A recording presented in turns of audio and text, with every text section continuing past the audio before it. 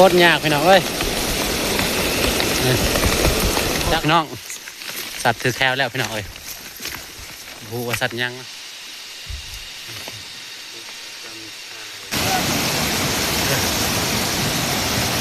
พี่น้องตัวใหญ่พุ่นปลาเนาะเขาคือน้องใหม่ปลากระป๋องหลายแจวนะ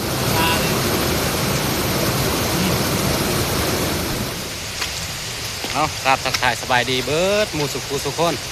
ยินดีต้อนรับสู่ซองบ่าวนดเดินป่าสำหรับมื้อนี้บ่าวนดกะได้เข้าป่าคือเก่าไปยามแห้วนะพี่น้องไปกับ4 คนกะคือมื้อนั้นแหละ4 คนหอบนี้ก็เป็นหอบบุคคล4 คนอีกแต่ว่าสามารถขอบชมมาเบิ้งแบบยาวๆเลยพี่น้องไปเบิ้งกันเลย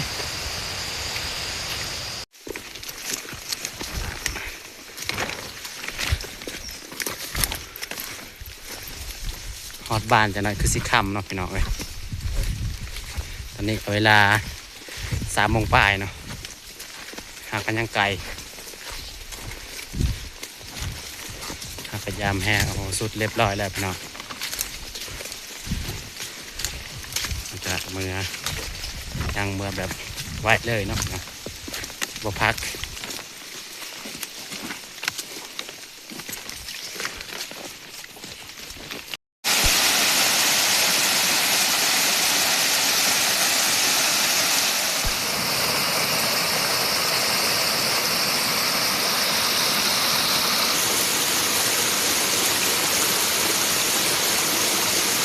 ว้าพี่น้องน้ำมันโคตรลายเลยพี่น้องเอ้ยโคตรยากพี่น้องเอ้ยจักเอาสิไปทางใดจังไหนโอ้น้ำลายเลยฝนตกนี่บ่เศร้าเลยพี่น้อง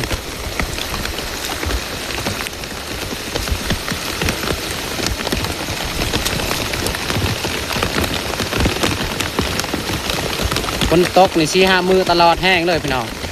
ฝนตกแห้งนี่คนลำบากนี่เขาไปยามแห้วนี่ครั้งนี้โน้น้ำก็ลายอีกฝนก็ตกลายโอ้โอ้ยมันไปหน้ามันเอาไปหน้ามันไหม้ทั้งนี่โอ้ยย่างกะยากแน่จำน้ำนี่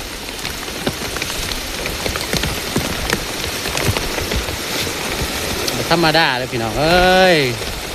นั่นโอ้น้ำมาอีก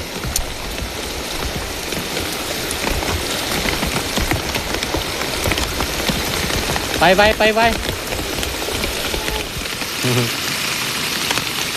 โอ้น้ำลายเลยเดี๋ยวนี้พี่น้องนี่ขึ้นไปยามแห้วทางนี้นี่ยากเลยพี่น้องเลยอากาศเป็นบดใจดีให้เฮาได้ตกแห้ง4-5 มื้อนี่โอ้น้ำลายเลยแต่ละบอลแต่ละหัวนี่ตรงนั้นนี่อยู่นี่บ่มีน้ำนี่ส่งขึ้นมื้อนั้นเลยถ่ายคลิปก็ยากซ่าแหละเอาขย่างพวกหัวเลยไปโทรศัพท์เอายันเปียกนะพี่น้องออกเดินทางต่อคลิปค่อนข้างเขาจะไม่ได้ถ่ายนะพี่น้องเพราะว่าฝนมันตกลายเนาะเขาก็เลยไว้บนใดทีเขาจะพัก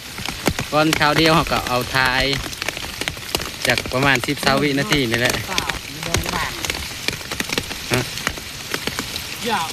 โอ้ยนี่เขาจะไปต่ออีกเนาะ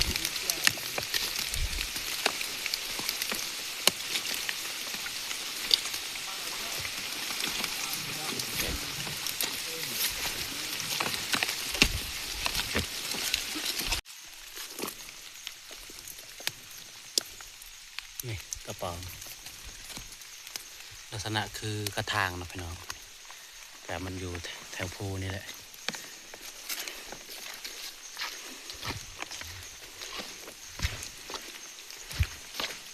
นี่บรรยากาศโอ้ยถึงภูนี่พี่น้อง ทางไปกับต้นไม้ล้มทับทางเลยนะพี่น้องตอนทางไปโอ้นี่โอ้ฝนตกร้ายเลยพี่น้องเอ้ย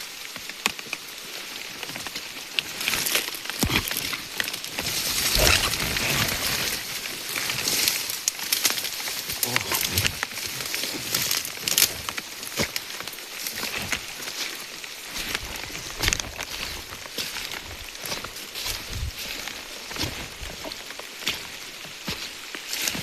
นี้ก็มาฮอดแถวเป็นที่เรียบร้อยแล้วพี่น้องก็จะไปยามเบิงเลยเนาะหลังของเราก็ได้ไป2 คนไปก่อนแล้วว่ามันคนนะนี่มาจากสุดท้ายคลิปเลยนะพี่น้องโอ้ท้ายคลิปกับยาน้ำมันเข้าใส่โทรศัพท์นี่ได้เด้โทรศัพท์ราคาเบาๆบริการนำบริการพุ่นเนาะพี่น้อง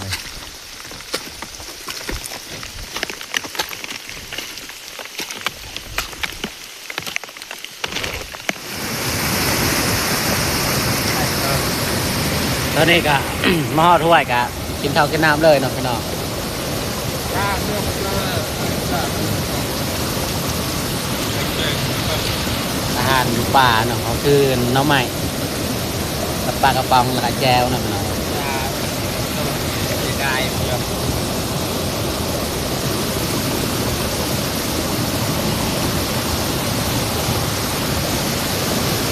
เป็นงานเก่ามื้อนั้นเนาะพี่น้อง ครับถ้าไปเพื่อโอ้หลัง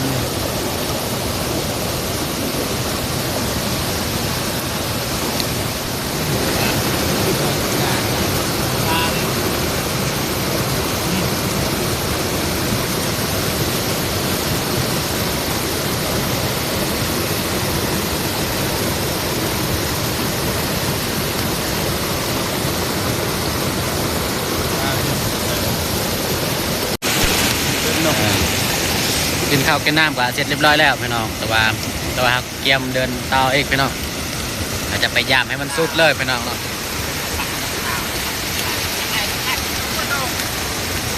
วายที่ก็เลยต่อไม่เป็นข้างนอก ตอนนี้เขาก็ออกไปยามต่อเนาะพี่น้อง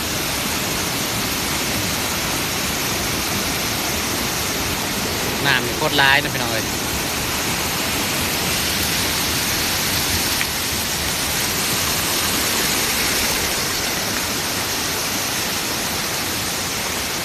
โอ้พี่น้องสัตว์ถือแคลแล้วพี่น้องเอ้ยบูว่าสัตว์ยังเนาะ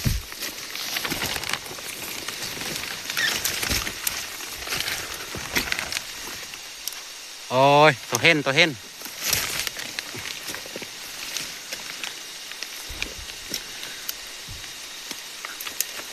นี่ตัวเห็นถือแคลแล้วพี่น้อง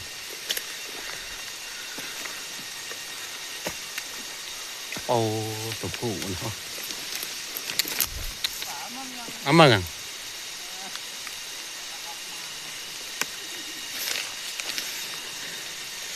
นี่อันนี้คือแฮวของข่อยเองเห็ดเนาะพี่น้อง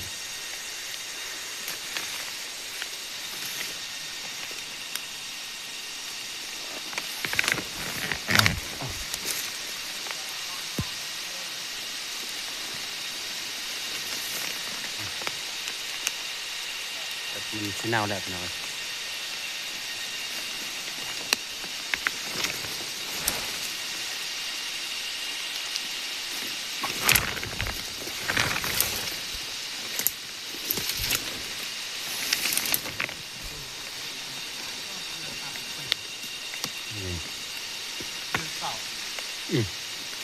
แม่นเน่าแล้วพี่น้องว่าหามือบ่ได้ขึ้นไปยาม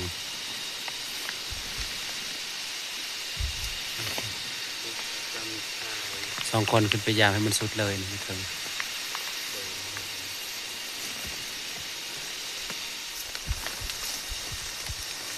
มาแล้ว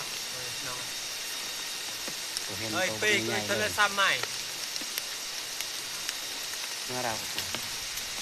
แล้วกดถ่ายไอโฟนนะ มาแล้วเนาะมันเน่า โอ้ยเนี่ย เอาในนี้ยิงทำเนี่ย แน่บนงัดใส่กระสอบเลยผมมีอะไรมีแต่ตัวเดียวตัวนี้นี่แหละ ต่างกันเลยหลายประการ น้ำซอยใส่แกงปลาไดเพราะว่าน้ำมันเข้าใน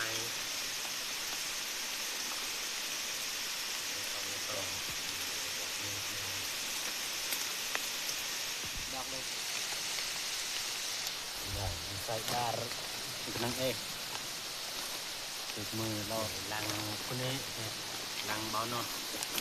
มานได้หนึ่งพันเอาเลย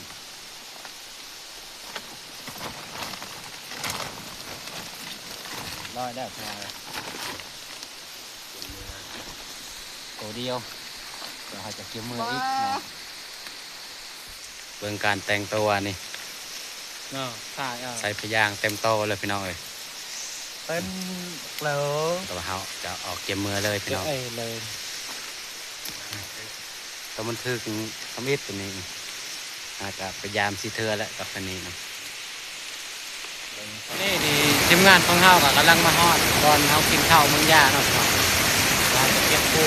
ย่างไปตัวนี้เนาะแต่น้ำมันลาย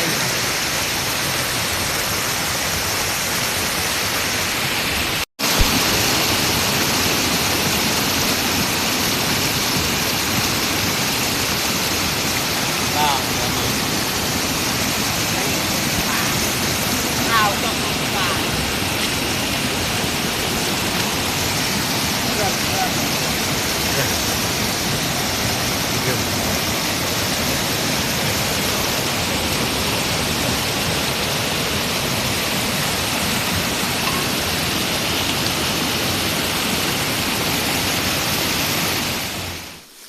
ตัวใหญ่พุ่นดีเอ้ยเหลือมโอ้หลายตัวพี่น้อยตัวขาแดงเนี่ย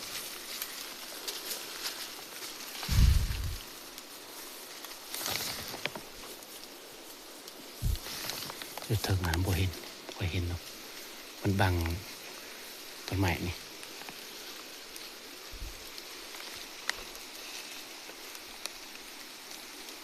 เพิ่นลงสิลงไปยิงครับ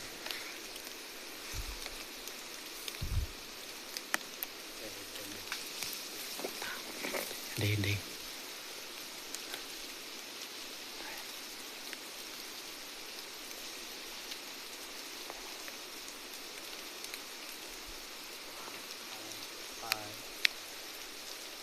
หลายโตนะ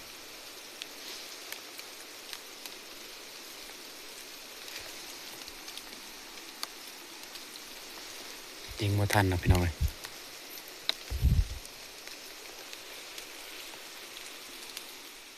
เอาไปยำครั้งนี้หนูมามันแต่ตัวเน้นตัวเห็นตัวหนึ่งตัวเห็นตัวหนึ่งแต่มันเน่าแล้ว กระแดงไปโอ้พี่น้อง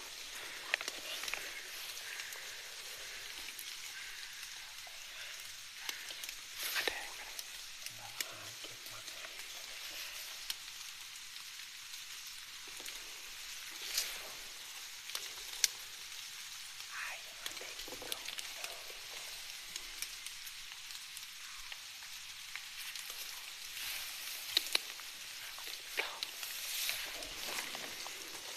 ตัวกระแดงเจอกระแดงไงพี่น้อง